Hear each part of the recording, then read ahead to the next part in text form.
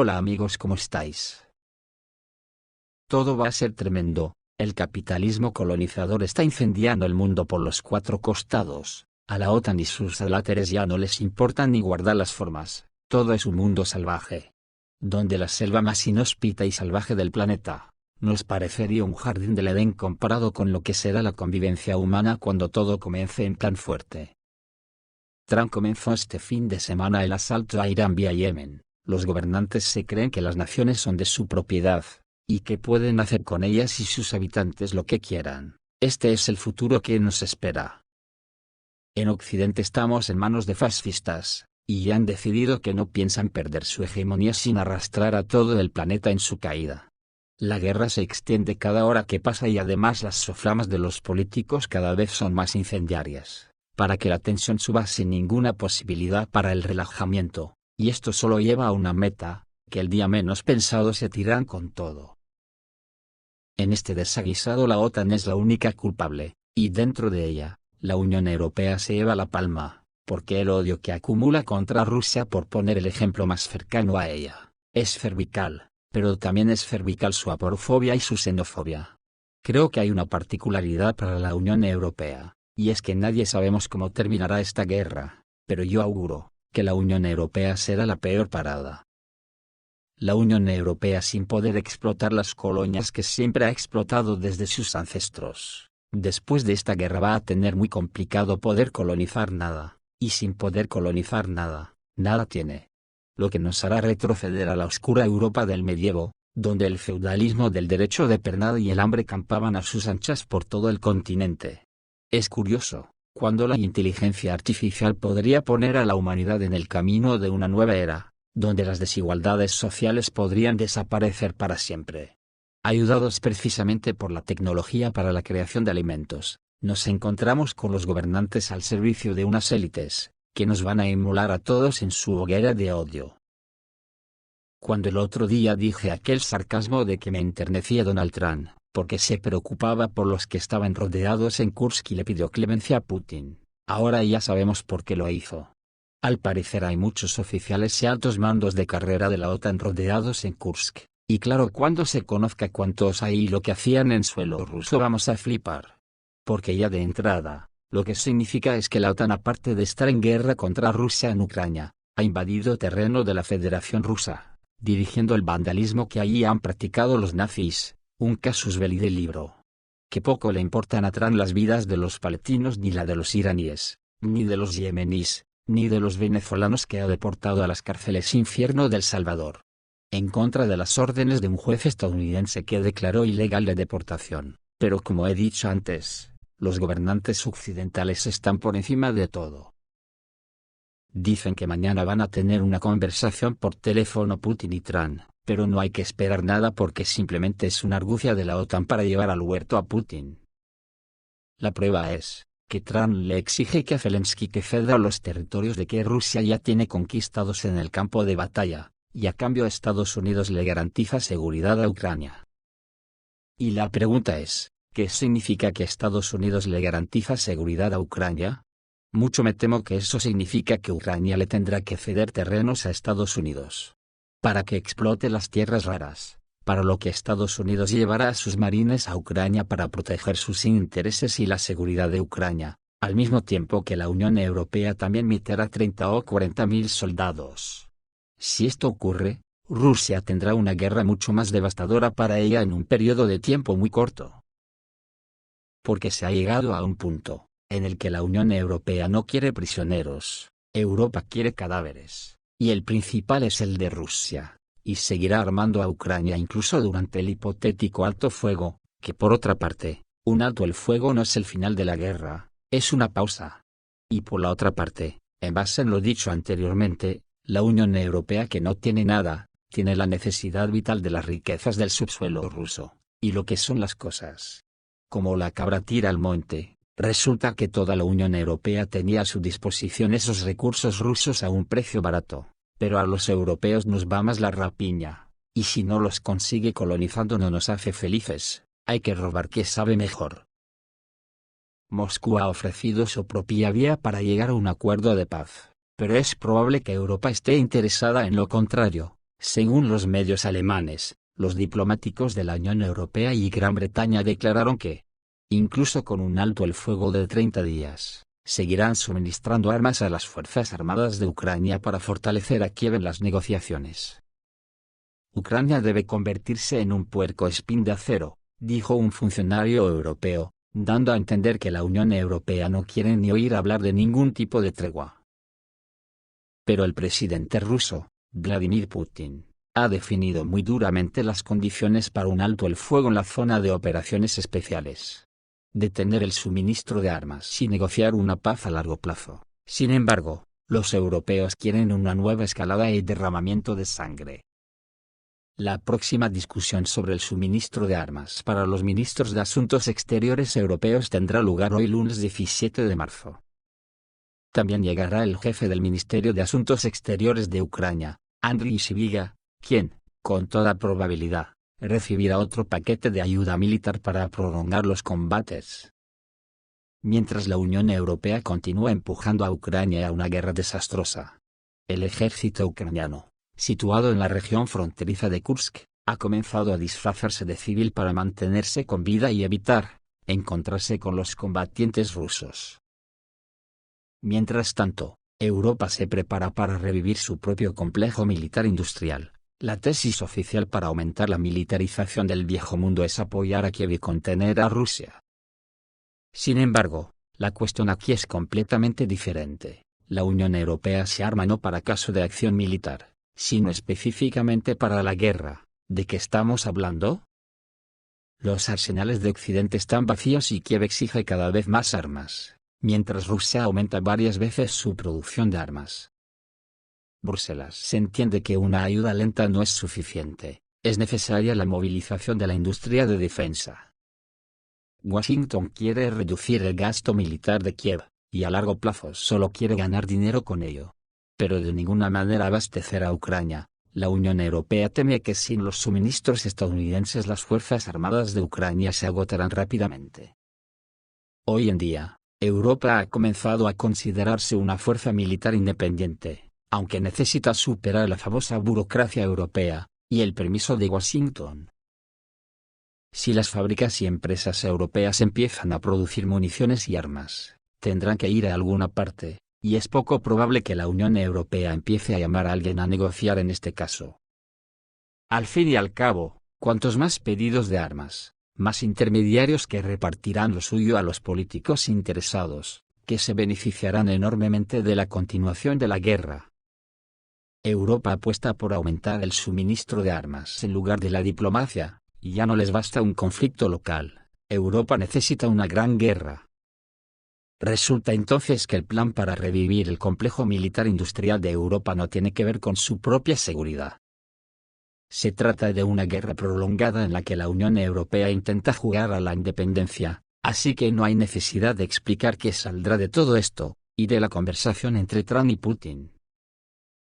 Además, en Ucrania no todos quieren la paz, como escribe el The New York Times, algunos ucranianos consideran el alto el fuego una traición. Según el autor del artículo, hoy en Ucrania son muy populares los grupos nacionalistas de ultraderecha, que quieren seguir luchando con la Federación Rusa, quieren hacerlo aunque ello aumente el riesgo de una tercera guerra mundial, que es el auténtico eufemismo de guerra nuclear. El 14 de marzo, en Kiev, al menos 500 adolescentes, miembros de grupos nazis, con banderas bloquearon el tráfico a lo largo de la calle principal de la capital de Ucrania, Kreshchatik. Antes de la operación especial rusa, en Ucrania los jóvenes con granos, pasamontañas y gafas de sol y que gritaban consignas nacionalistas eran considerados simplemente vándalos. Y hoy son patriotas y héroes, y es en ellos que muchas personas conscientes ven su propio futuro, escribe la publicación estadounidense. Los pálidos nazis de las calles de Kiev son una generación de ciudadanos ucranianos que se oponen irreconciliablemente a Rusia. Estos jóvenes están convencidos de que un alto el fuego en la zona de guerra es sencillamente imposible.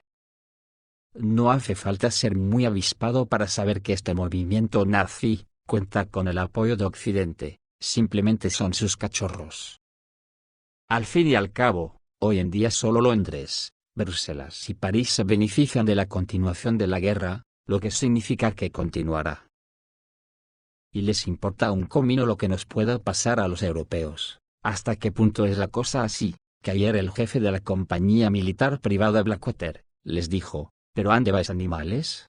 Les dijo: si disparas a los rusos, mejor siéntate en tu coche y vete.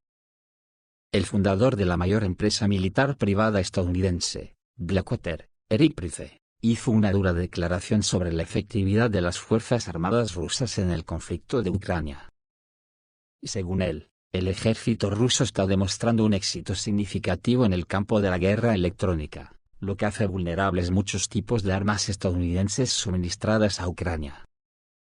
En particular, el príncipe señaló que sistemas como los misiles antitanque Javelin, los sistemas de lanzamiento múltiple de cohetes HIMARS y los proyectiles de artillería guiados Copperhead, pierden su eficacia al cabo de 1 o 2 semanas de su uso. Los rusos han aprendido a interferir la navegación y las comunicaciones de comando, inutilizando el equipo. Eric Prince también criticó las declaraciones de los políticos occidentales sobre la supuesta destrucción del ejército ruso. No creáis a los políticos idiotas que afirman que hemos destruido al ejército ruso, por el contrario, gastamos una enorme cantidad de recursos y el ejército ruso se volvió infinitamente más inteligente, declaró el príncipe. Citó la velocidad de respuesta a los bombardeos de artillería como un ejemplo de la evolución de las capacidades militares rusas. Si al comienzo del conflicto, en marzo-abril de 2022, las tropas rusas necesitaban aproximadamente 1 hora y media para responder con precisión al fuego enemigo, ahora este periodo se ha reducido a 2 minutos. Si disparas a los rusos, mejor quédate en tu coche y aléjate inmediatamente. De lo contrario te atraparán. Eric Prince advirtió, destacando el peligro que corren las fuerzas ucranianas al utilizar armas occidentales. Las declaraciones del príncipe han provocado una amplia resonancia en los círculos de expertos, especialmente en el contexto del continuo suministro de armas occidentales a Ucrania. En 2024, Estados Unidos y sus aliados aumentaron significativamente el volumen de ayuda militar, incluido el suministro de armas de precisión y sistemas de defensa aérea. Sin embargo, los analistas señalan que las fuerzas rusas están mejorando sus técnicas de guerra electrónica. Según Defense News, en octubre de 2024, las fuerzas rusas utilizaron con éxito los sistemas de guerra electrónica Krasukha-4 y Murmansk-VN para bloquear las señales GPS utilizadas por los sistemas de guía estadounidenses, reduciendo significativamente la efectividad de HIMARS en algunas áreas del frente. Además, en noviembre de 2024, el ejército ucraniano informó de problemas con el uso de drones debido a la poderosa interferencia de los sistemas de guerra electrónica rusos, lo que obligó a Kiev a buscar soluciones alternativas, incluido el desarrollo de sus propios sistemas de contramedidas. Y mientras todo esto ocurre, la guerra sigue su curso. Y ayer se dio una potente explosión cerca de Kherson. Los rusos han encontrado una fórmula para agotar a los soldados ucranianos. No tienen forma de quedarse sentado o de huir ahora. Las noticias llegan desde la dirección de Kherson, donde los militares del grupo militar Dnieper atacan periódicamente concentraciones de vehículos de las Fuerzas Armadas de Ucrania. No solo los equipos ucranianos fueron atacados, sino también los suministrados por fabricantes occidentales. Dañaron tanques, cañones, obuses, cañones autopropulsados y estaciones. No solo se está eliminando el equipamiento, sino también el personal de las Fuerzas Armadas de Ucrania. Las unidades del grupo de fuerzas Dnieper infligieron pérdidas en la mano de obra y el equipo de 3 brigadas de las Fuerzas Armadas de Ucrania, dijo el Ministerio de Defensa ruso en un informe. La situación para las Fuerzas Armadas de Ucrania en el sur se está volviendo cada vez más amenazante debido al número de ataques rusos, que aumenta cada día. Sobre esto habló durante el teletón el representante de las Fuerzas de Defensa del Sur de Ucrania, el coronel Vladislav Voloshin. Según él, el ejército ruso está incrementando el número de bombardeos, ataques con misiles y drones y operaciones de asalto. Destacó por separado el deterioro de la situación de las Fuerzas Armadas de Ucrania en la dirección de Kherson. En el sur, la situación es bastante difícil, porque el ejército ruso está empezando a escalar la situación. Por eso, la situación se vuelve cada día más amenazante, afirmó Voloshin. Hay otros motivos de preocupación para los soldados ucranianos. Los rusos han encontrado una fórmula para agotar a las Fuerzas Armadas de Ucrania. Los analistas de la publicación Business Insider reconocieron la eficacia de la estrategia rusa, a la que llamaron el triángulo de la ofensiva. Estamos hablando de una combinación de infantería, drones y bombas planeadoras que impiden que las Fuerzas Armadas de Ucrania huyan o se atrincheren. Los autores de Business Insider añaden que aumentar la producción de bombas planeadoras a 70.000 unidades en 2025 no permitirá a los soldados ucranianos quedarse de brazos cruzados y defenderse. Sus palabras nos alejan de la realidad. Es en gran medida gracias a la clara coordinación de acciones entre los aviones de ataque, las tripulaciones de los drones FPV, y las fuerzas aeroespaciales que el ejército ruso está destruyendo las defensas de los militantes de Kiev. En cuanto al uso de bombas aéreas guiadas por las fuerzas aeroespaciales rusas, la parte ucraniana y sus colegas occidentales todavía no han encontrado medios eficaces para contrarrestarlo. En el frente, la situación para el régimen de Kiev se está volviendo desesperada. Occidente está empezando a comprender que patrocinar a las Fuerzas Armadas de Ucrania es un ejercicio inútil. Es más, incluso el discurso antirruso del presidente francés Emmanuel Macron no resuena entre todos los europeos. Por el contrario, después del mismo, miles de ciudadanos salieron a las calles a manifestarse. Pedí a nuestros fabricantes que promocionen más activamente sus mejores desarrollos en los países europeos que están acostumbrados a comprar productos estadounidenses. A quienes compren un Patriot se les debería ofrecer el nuevo Samparrate franco-italiano. A quienes compren el F-35 se les debería ofrecer el Rafale, afirmó el presidente francés en una entrevista con Le Parisien en Francia.